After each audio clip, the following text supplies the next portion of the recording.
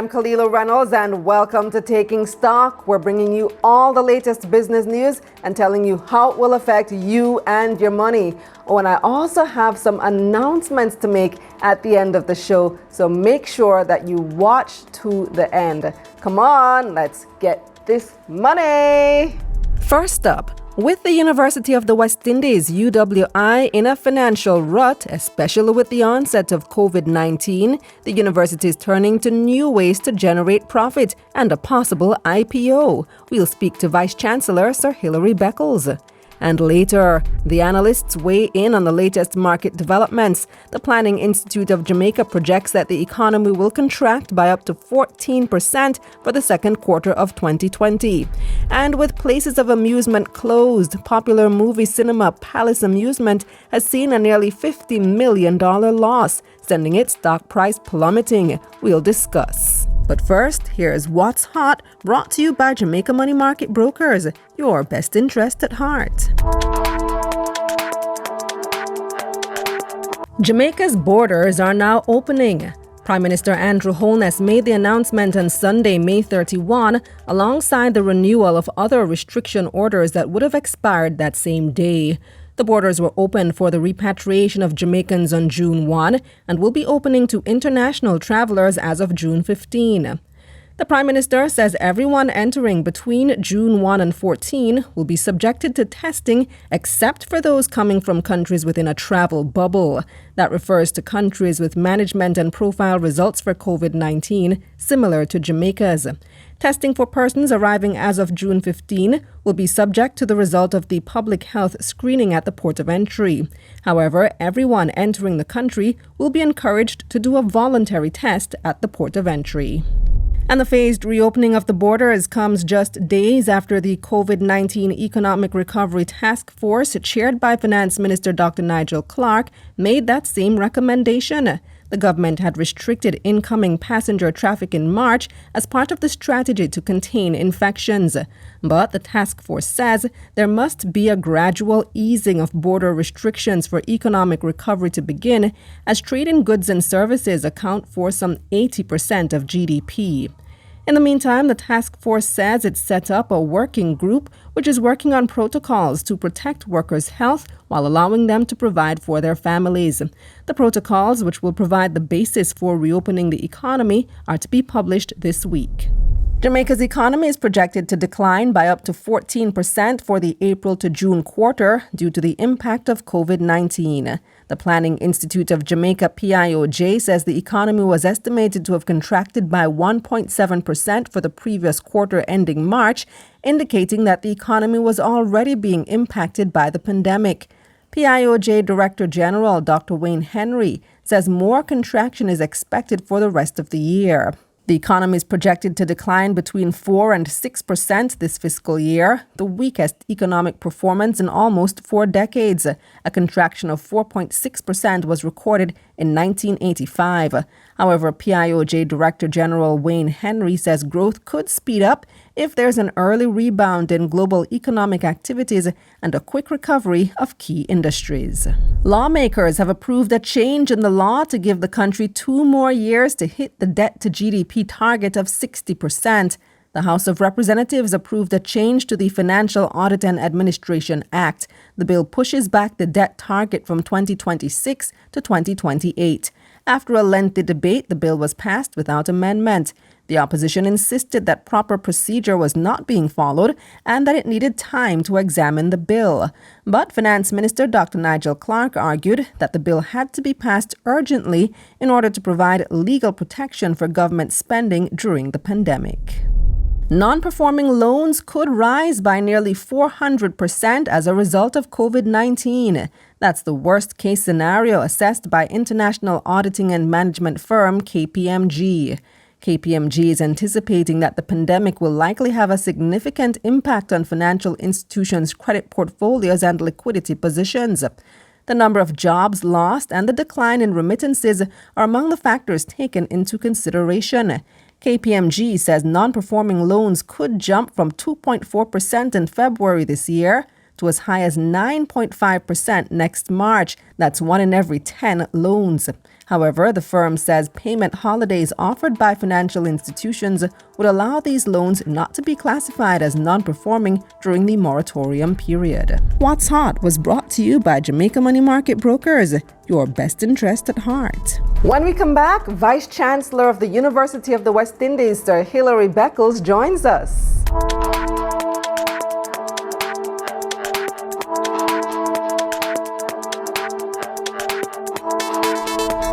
This segment of Taking Stock is brought to you by Bulwark Insurance Agent. Insurance made easy. Welcome back to Taking Stock. UWI is planning to roll out several initiatives aimed at generating profit as early as this summer. Joining us now to discuss is Vice-Chancellor of the University of the West Indies, Sir Hilary Beckles. Welcome to the program, Sir Hilary. It's great to have you on. Wonderful to be on. Thank you very much. Thank you.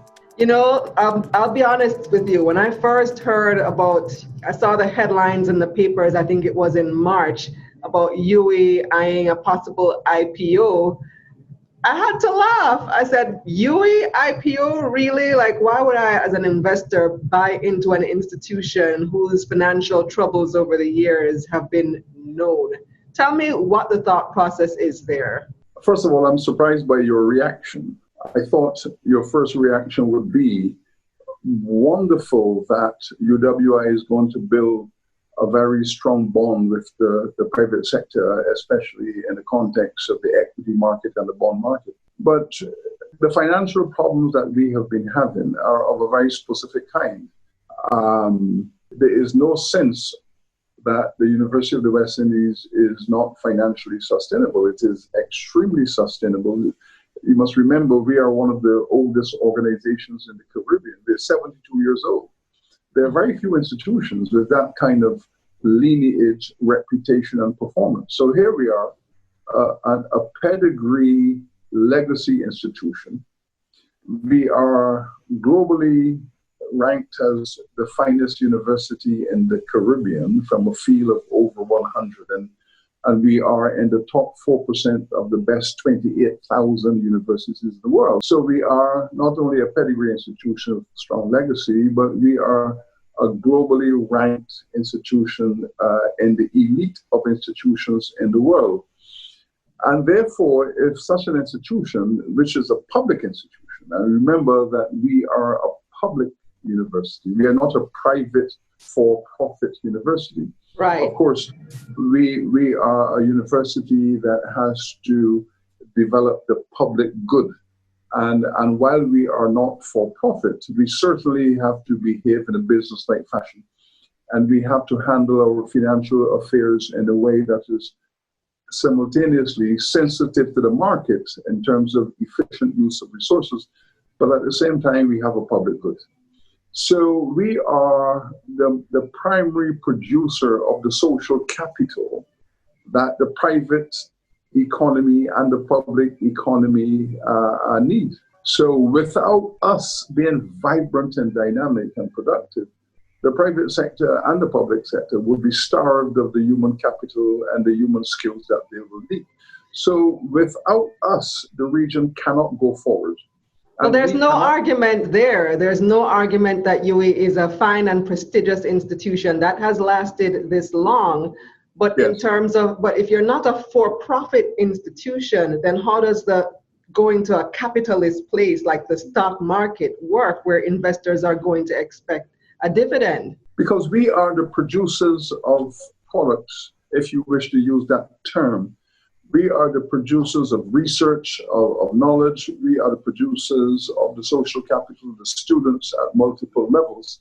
And we are the yeast that will enable the economy cake to rise. In other words, we are such a critical participant in the supply chain and the whole logistics about economic development. We are such a critical component that without a dynamic, expansive strategy within our system, the overall ecosystem will not work efficiently. But we have a model, and bear in mind, this is the model. The governments are expected to invest in this university, and they have done so. The private sector is expected to invest in this university, and they have done so on the margins of the university. Scholarships, endowments, support in multiple ways. But they have never really been an investor in the university.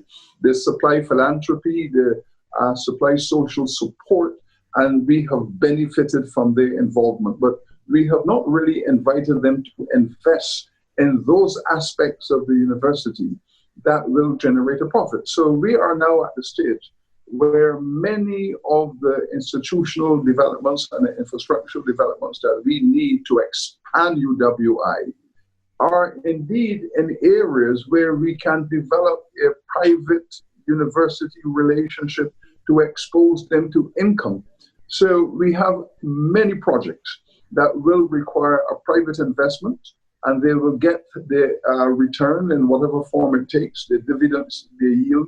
So we are now amphibious in the sense that on the one hand, we are a public investment university, but now we are developing a dimension that can attract private capital and will be very competitive to the investors of private capital. So we will have that double identity going forward. Oh, I see. Okay, so let me say, when I first saw the headline, that was my reaction, but that was the reaction only to the headline. I then continued reading the article and I saw some of the ideas that you all had for possible investment. And I said, okay, maybe this could work. So tell me, what are some of the projects that would be considered for private investment? Well, let me tell you, each campus is already preparing those projects. But right now, the most advanced of these projects is at the St. Augustine campus, where the campus is preparing to construct a global offshore medical school. This is a for-profit enterprise. As you know, there is a tremendous private market, international market in offshore medical schools. We probably have more offshore medical schools in the Caribbean per capita than most other parts of the world. But this is a very lucrative market, and the University of the West Indies wishes to get involved in that. So we are laying the foundation at the moment. We are working through the business model to establish an international offshore medical school at our St. Augustine campus, where students from all over the world will come to our university, pay their fees, and we will price that product in such a way as to generate substantial revenues for ourselves and our investors. So very shortly, we are going to be going to the market for a bond of $50 million to make this happen. The government of Trinidad and Tobago has given us a brand new state-of-the-art hospital. So we have the plant, we have the infrastructure, and we have chosen to take this infrastructure to the global market. So yes, there are some costs that we have to participate in, and the business plan is being worked out and fine-tuned because we want to go live with this project in the second half of the year. Even COVID and all, still this year. We are 80% complete in our business plan. We are doing some fine-tuning. There's some elements we have to add, how to securitize the process. So we're talking to the government in Trinidad about land and so on. So we're packaging the product in such a way that we can actually go to the market later this year. We're speaking about this in multiple fora as I speak. And other campuses are at different stages in the development of these bankable projects.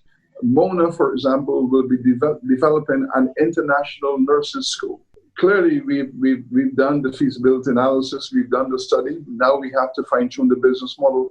But we are looking forward to entering the business of producing thousands of nurses for export. The global market is there. At the moment, there's a tremendous drift of Caribbean nurses into the North American market. So we've taken a decision, rather than rob the region of its own skills for its own public health care, why don't we go into the market and produce them for export? So Mona is looking very, very seriously at that. In Barbados, there is a hospital that has been given to the university by the government. This is a hospital that was not operational for the last 10 years, but now that has been brought within the UWI framework. So we are looking to enter a business model with an American offshore medical enterprise that will work with us to develop a hospital specifically in the market area of treating cancers in women. And this is going to be the product that we're going to be developing, how to look at women's healthcare in terms of the specific cancers that have been devastating the women folk in this region and the world. So that's the market area we're going to be going into. And of course, all of these projects will require a private investor working in partnership with UWI. And we believe these are some very attractive investment options. So talk to me about how, because you say that your plans are still on track despite what's going on around the world right now with COVID-19, but I'm sure that this disease has had an impact on the university. Tell me what that impact has looked like. Well, bear in mind that the governments of the region are supplying at the moment about 50% of the finance required by the university's operational budget. So at the moment, our university is funded about 50% from the governments of the region. And of course, the governments, it's not for me to it's impossible to speak about this without being emotional. But the devastation of COVID-19 in terms of our GDP, in terms of government revenue, the devastation of our treasury capacity. So clearly, the pain that the governments will experience in the short to medium term will be cascaded into public institutions, and we are a major public institution, so we will feel that. So we are bracing for that. In fact, we are currently revising our budget to accommodate COVID sensitivity. So yes, we are bracing in terms of the immediate impact that this is going to have on our operations. But we are also simultaneously looking at a post-COVID circumstance. And we have to imagine, therefore, recovery and development. So we have to position the university in the context of both the public and the private market to create avenues and opportunities for developments that will enhance the revenues of this institution going forward. So we have one foot rooted in the present reality, and we are dealing with that reality. But the other foot is over COVID-19 into 22-23, and that's where we have to keep our imaginations focused. But what's it looking like for student enrollment, which also contributes significantly to your revenues, and your purpose for being is educating students, Absolutely. Training the next workforce. What has student enrollment, what is it looking like for September? Because you all cater for the wider Caribbean.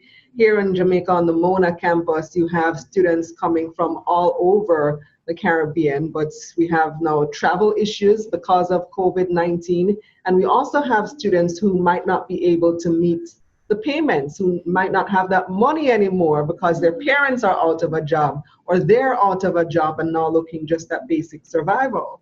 Yes, and of course, these are the systemic issues that are in front of us as we speak right now. But allow me to make, first of all, a general historical statement. What the historical evidence has shown in respect of higher education is that when there's an economic depression, there tends to be an increase in the demand for higher education. And on the contrary, when there is significant economic growth and economies are buoyant and developing, there tends to be a flattening of the demand for higher education. And why is that? That has to do with the fact that in a recession, individuals and families and companies, they do wish to be competitive.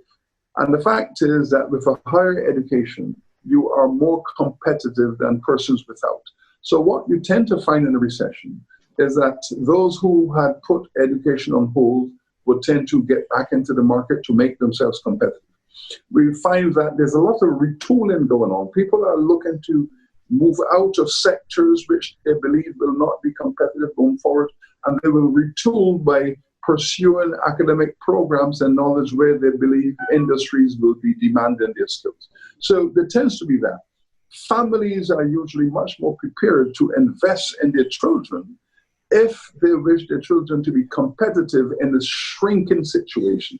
So the history has shown that there is a tendency globally for the demand for higher education to increase in a recession as opposed to decrease. So having said that, let us look at the Caribbean situation. We imagine that if there is going to be a movement, it is more likely to be a positive movement than a negative movement. Because so far the information coming into us in terms of applications suggests that the university is at the moment buoyant in terms of applications and potential enrollment. But of course, it's a volatile environment. But wait, what do you mean by buoyant though? So you mean applications are up, they're down, they're about the same? They're really around the same. And they're really around the same. Some programs are a little up, some are a little down. And across the system on the whole, we are seeing that buoyancy. But this is early days yet. We don't really know until we enter into June and July what it's really going to look like. But at the moment, it is buoyant. And we anticipate that it will increase. But also bear in mind that we have transitioned from face-to-face education to online education. So that our campuses are now 100% ready to deliver all their programs online.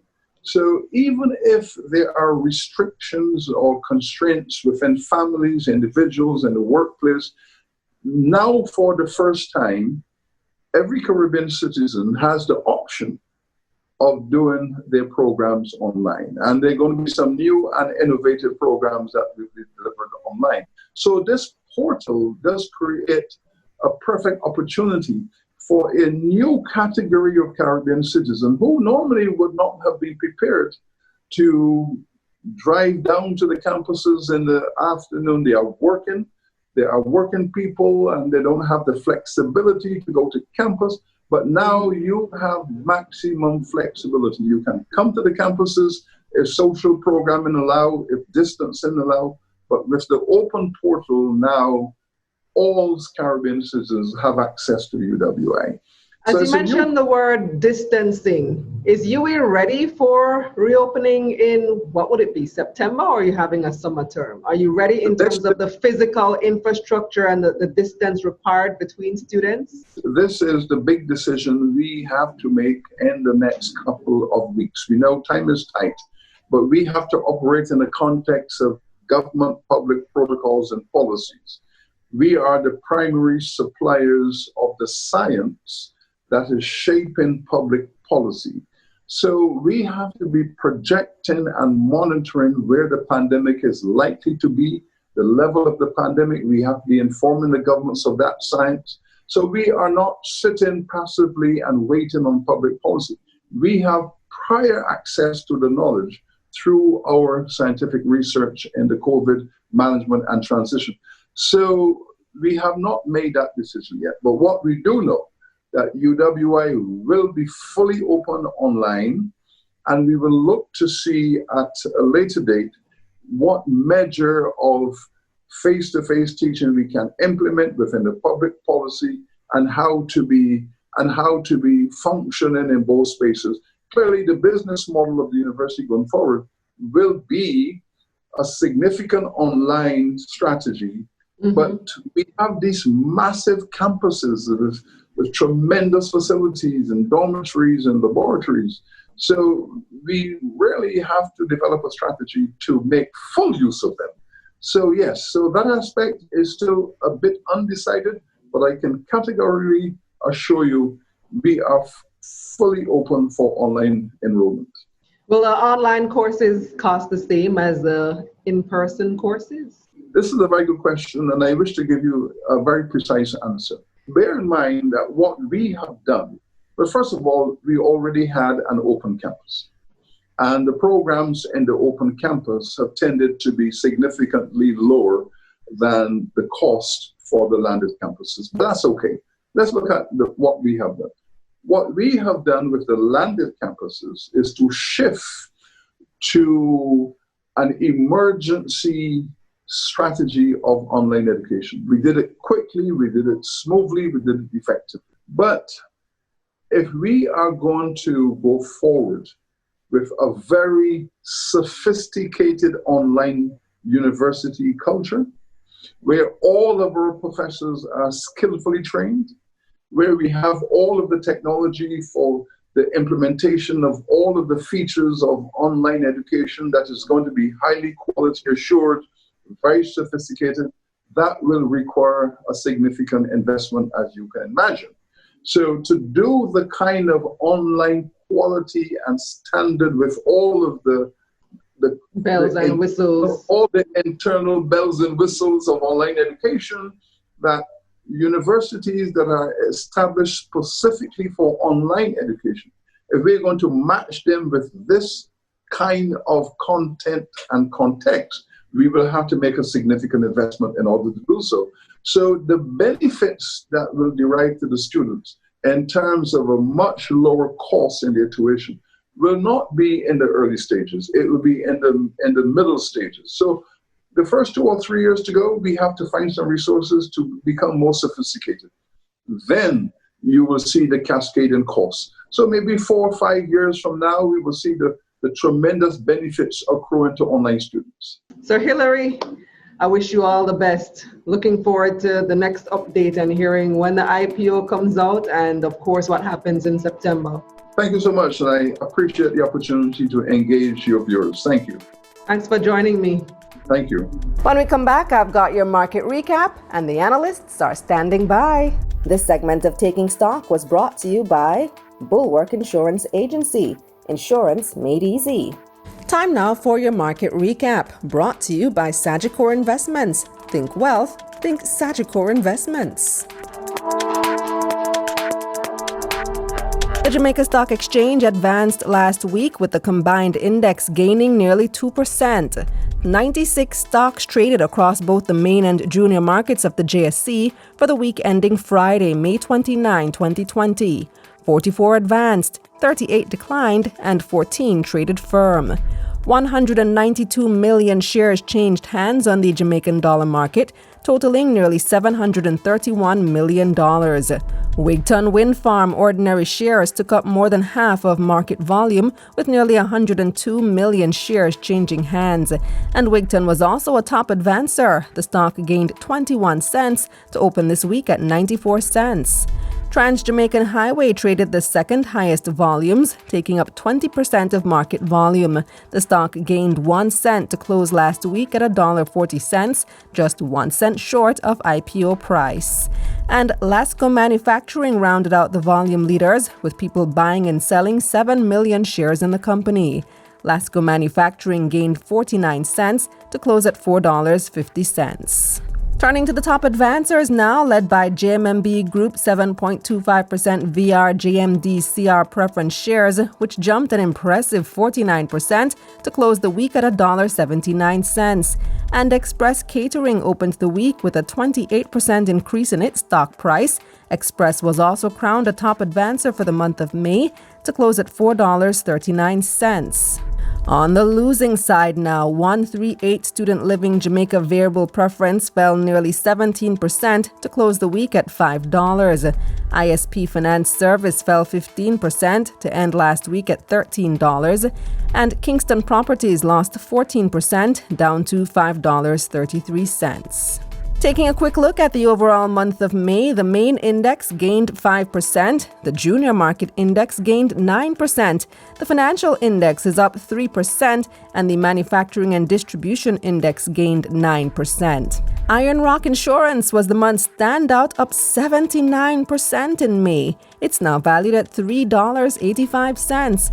General Accident Insurance Company, another notable advancer, up nearly 50%. Notable decliner in May was Palace Amusement, down at nearly 60%. Palace starts June's trading at $1,126.68. Market Recap was brought to you by Sagicor Investments. Think wealth, think Sagicor Investments. This segment of Taking Stock, The Analysts, is brought to you by Ideal Portfolio Services. Welcome back to Taking Stock. I've got a team of analysts to examine the week in business.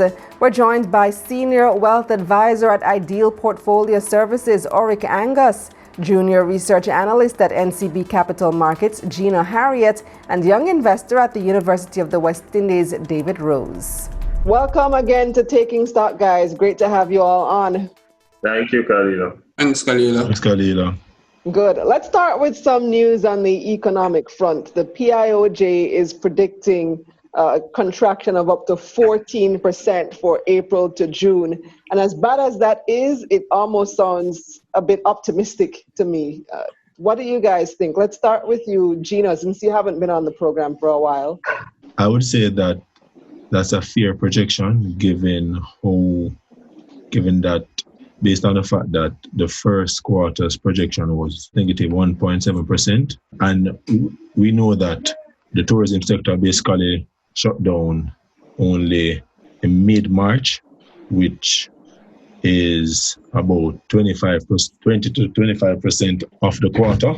So given that for this quarter, the tourism sector will have been shut down for approximately all of the quarter, and probably for next quarter as well. I think that's a fair projection. It could get worse, but given that the government plans to open its barriers, things could also get a bit better. David, let me hear your thoughts on it. Well, it'll come as no surprise, considering that coming to the end of quarter four, 2019, growth was flat. So to hear a projection of negative 1.7% comes as no significant surprise. The basic collapse of the tourism sector in the last 3 weeks of March would have made a major contributor to that as well, and you would have had the non-inclusion of the bauxite sector. So those two factors would have made a significant impact within the first quarter. And then you need to also have the business shutdowns and numerous postponement of deals. So to hear negative 1.7% as a projection is fairly conservative, and I should say within a good range based on the timing of when the economy shut down. As it relates to quarter two, where they're talking about the 14% reduction in the growth, that isn't scare me, to be honest, considering that our economy is still basically partially shut down. You have several businesses that cannot operate. Parties cannot operate right now. Schools are still closed. We're just having the work among order being lifted as of June 1. So persons are starting to get back on the road. So they're going to be more consumption of fuel. But 14% in my view is still relatively conservative. It could be higher.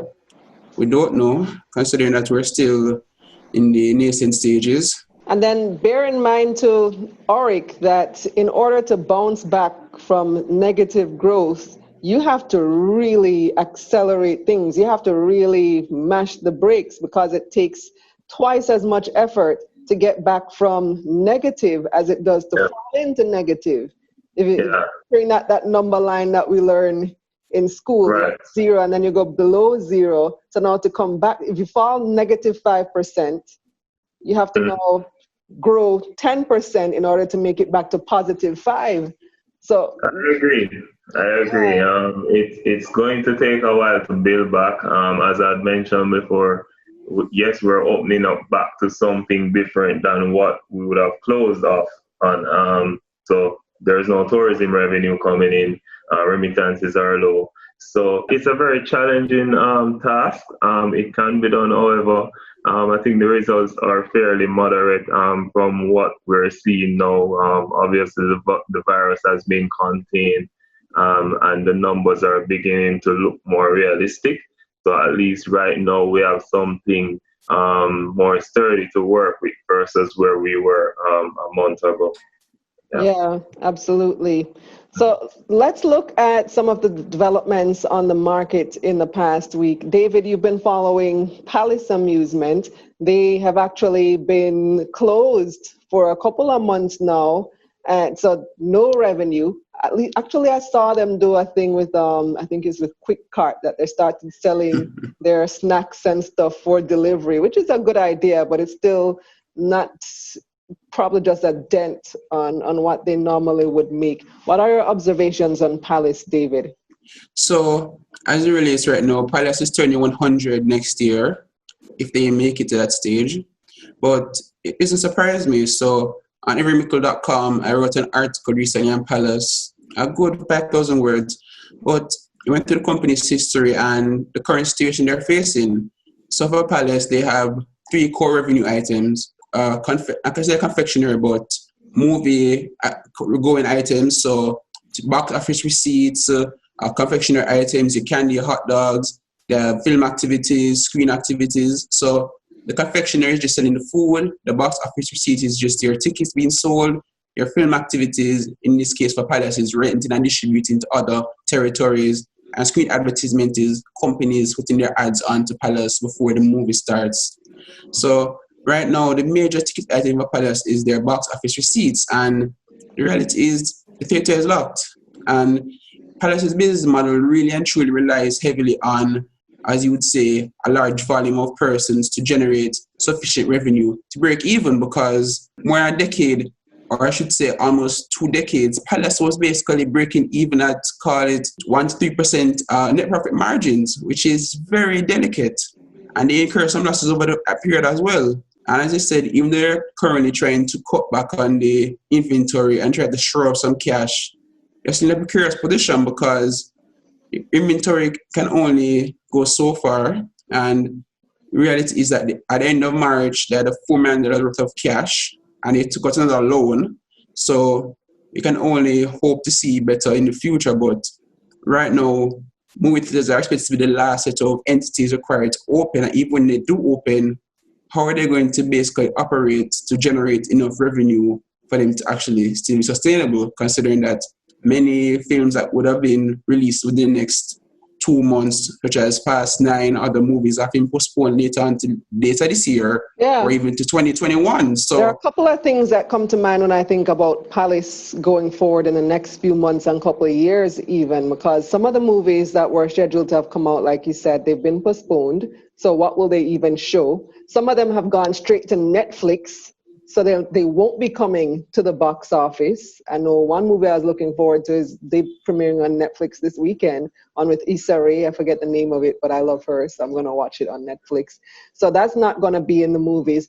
And then the second thing when it comes to Palace is when you think of the setup of a movie theater, it requires people sitting in close proximity to each other. So if you're going to enforce social distancing in a movie theater, that means probably half as many customers will be able to sit in the theater as well. So what's the future looking like in this industry, David? Well, to be honest, it's very tricky because Trolls World Tour actually generated $100 million in rental fees, as you said, like from Netflix and the other rental streaming platforms.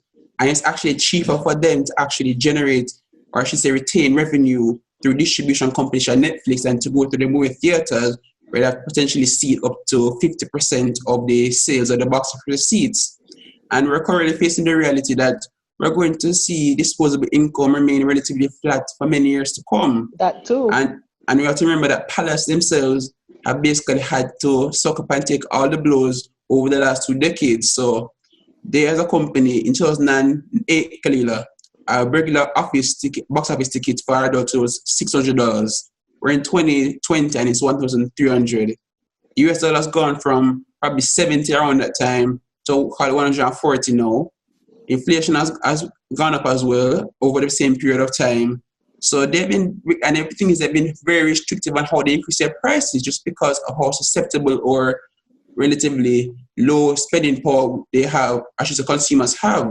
Our GDP per capita has not really increased significantly because even though more persons are potentially working, that doesn't necessarily in turn mean greater movie revenues because right now they're still facing the threat of the digital shift, the total disposable income situation, and even the reality that, as you said, social distancing in a movie theater is next to impossible because remember, they need volume to generate sales. And this is a business model where you don't have 10% net profit margins unless you have a very good season. Yeah. When that Black Panther, they're able to generate 11% net profit margins, which had never happened in the history before. So for them to actually go and scale back now, especially with the whole Sunshine Palace, which they spent over $400 million to set up in the first place, it's going to be tricky. And then curfew restrictions are already knocking them even before the first case came in.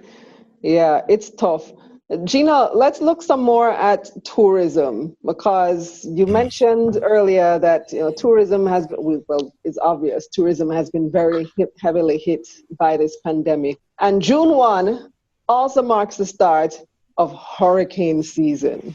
So talk to me about, what are your thoughts on the upcoming possible reopening of the tourism sector and hotels in the midst of hurricane season, and it looks like it's going to be an active one? Yes, actually, I'm praying that we don't even have any heavy rainfalls at all, because based on the past, we have seen where hurricanes, natural disasters has cost the Caribbean over $700 million US over the past.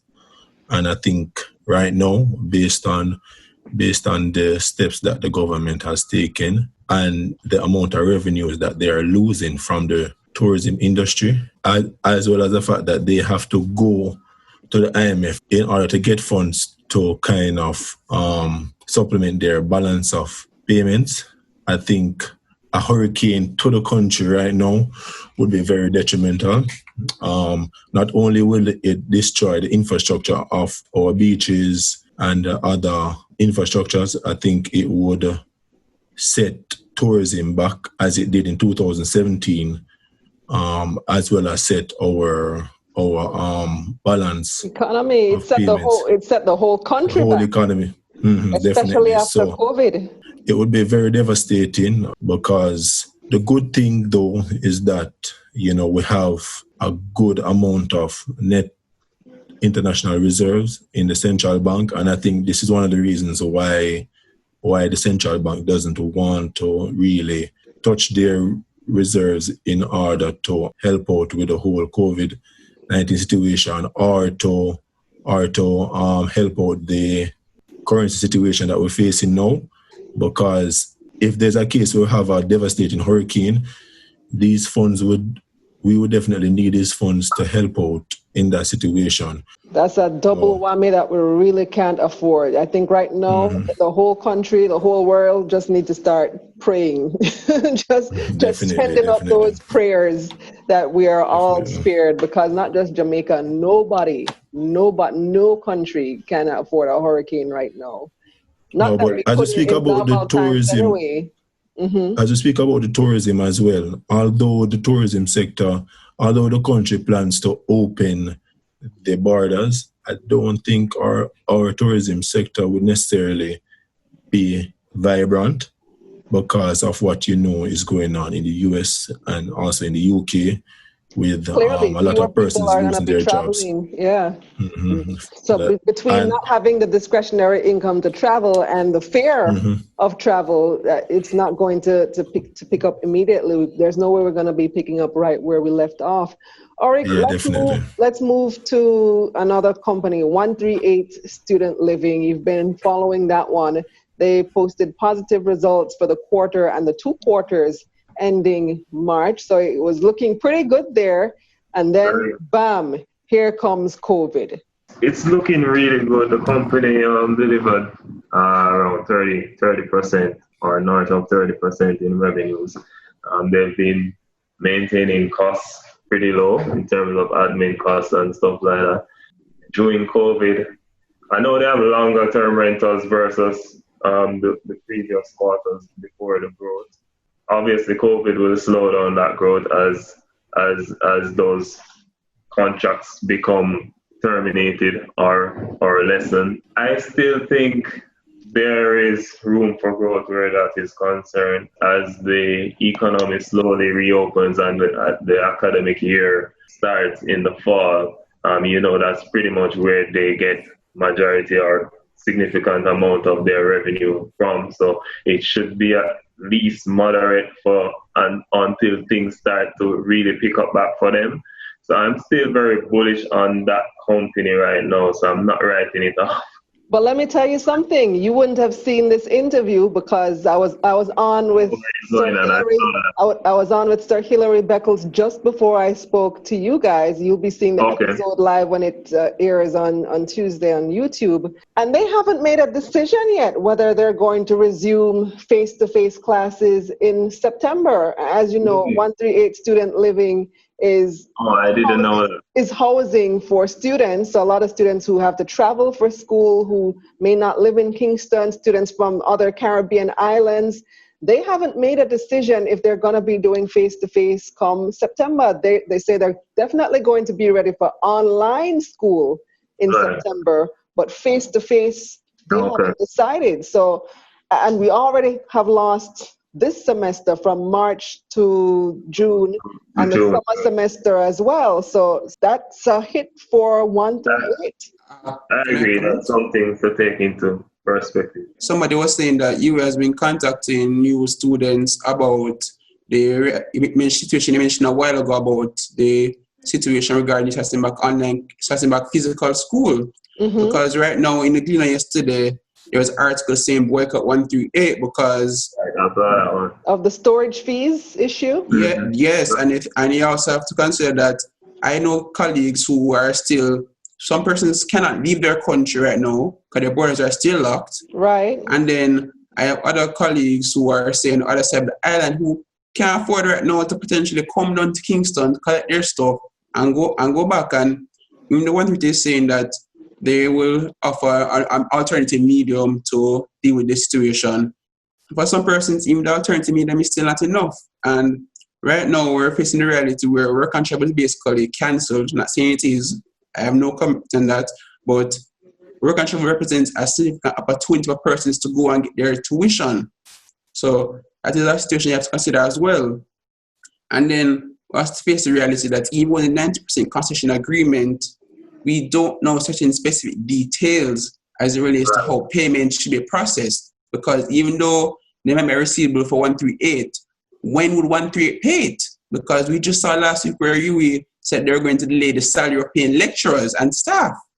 So, you know, you're saying you're bullish on 1 through 8, Orick. I still take this into consideration because if UE does go online fully for semester 1, that is a big hit to 1 through 8. That's basically half of the year gone for them. And short-term rental is still going to be difficult to shore up, considering the whole economic situation. My comment to that, I wouldn't say I am bullish on 1 through 8, but based on what the management has done so far, I think they will seek other opportunities because I'm not sure that the contract says that they have to necessarily rent to students only. I have heard persons say that they also rent to persons. They also rent to people who rentals outside of the students, especially during the summer.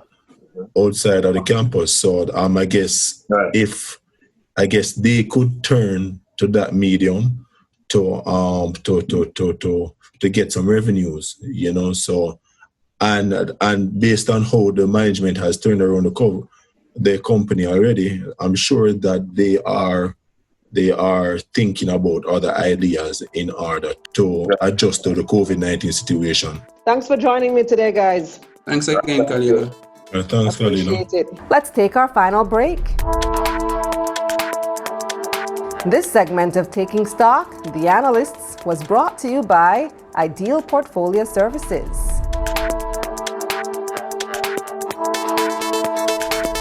That's our show for this week. Thanks for watching. Make sure you like this video, subscribe to this channel, and share with a friend. Also, turn on those post notifications so that you can be the first to see all my other features.